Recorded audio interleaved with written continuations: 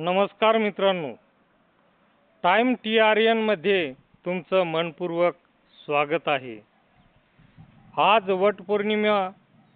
आजच्या दिवशी हजारो विवाहित महिला वडाच्या झाडाची पूजा करतात आणि आपल्या पतीच्या दीर्घ आयुष्यासाठी प्रार्थना करतात। पण ही परंपरा नेमकी कशी सुरू झाली? वडाच्या झाडालाच इतके महत्त्व का दिले जाते आणि या सणामागे कोणते धार्मिक, वैज्ञानिक आणि पर्यावरणीय महत्त्व दडले आहे?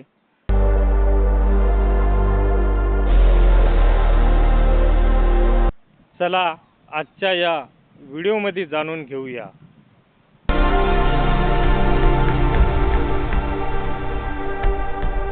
ज्येष्ठ महिन्यातील पौर्णिमेला वट पौर्णिमा साजरी केली जाते। महाराष्ट्रासह अनेक राज्यांमध्ये हा सण मोठ्या श्रद्धेने साजरा केला जातो। या दिवशी विवाहित महिला उपवास करतात, वडाच्या झाडाची पूजा करतात आणि त्याला दोरा गुंडाळून प्रदक्षिणा घालतात। राम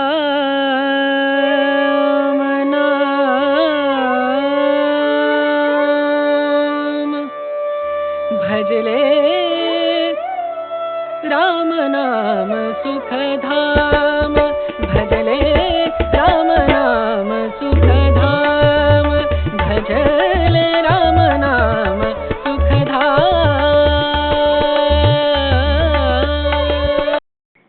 वट पौर्णिमेची परंपरा सावित्री आणि सत्यवान यांच्या कथेशी जोडली जाते।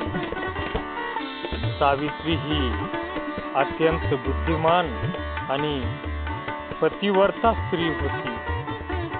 तिने सत्यवानाशी विवाह केला, पण सत्यवानाचे आयुष्य अल्प असल्याचे आधीच तिला सांगण्यात आले होते। एके दिवशी जंगलात काम करताना सत्यवानाचा मृत्यू झाला। तेव्हा यमराज त्याचे प्राण घेऊन निघाले। सावित्रीने हार मानली नाही। ती यमराजाच्या मागे गेली आणि आपल्या बुद्धिमत्तेने व निष्ठेने त्यांना प्रसन्न केले। शेवटी यमराजाने सत्यवानाला पुन्हा जीवदान दिले असे मानले जाते। ही घटना वडाच्या झाडाखाली घडली, त्यामुळे वडाचे झाड अखंड सौभाग्याचे प्रतीक मानले जाते। भजले राम नाम सुखधाम।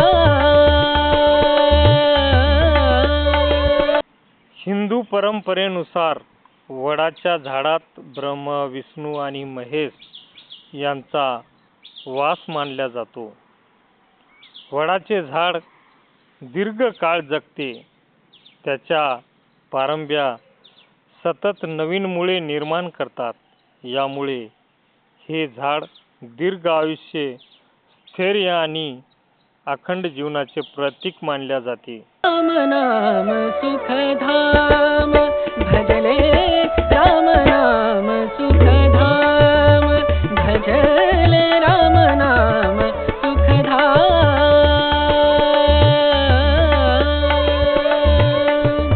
तेरा पूरन हो सब काम, तेरा पूरन हो सब काम, भजले राम नाम सुखधाम, भजले राम नाम सुखधाम।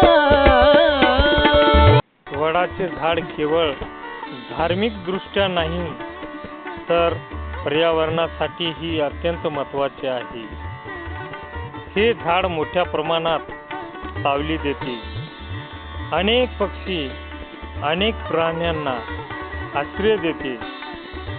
वातावरणातील कार्बन डायऑक्साईड शोषून घेण्यास मदत करते आणि पर्यावरणाचा समतोल राखण्यात महत्त्वाची भूमिका बजावते.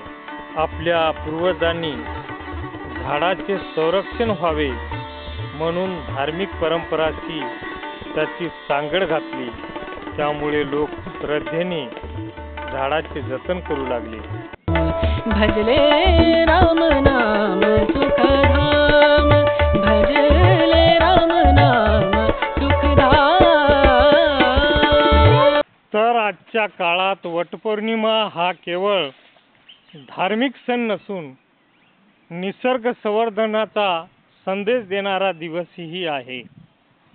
पूजा नक्की करा, पण त्याचबरोबर प्रत्येकाने किमान एक वडाचे किंवा इतर स्थानिक वृक्षाचे रोप लावण्याचा संकल्प केला तर ही परंपरा अधिक अर्थपूर्ण ठरेल. तर मित्रांनो, वटपौर्णिमा ही श्रद्धा, निष्ठा, कुटुंबातील प्रेम आणि पर्यावरण संवर्धन याचा सुंदर संगम आहे. तुम्हा सर्वांना वटपौर्णिमेच्या मनपूर्वक शुभेच्छा.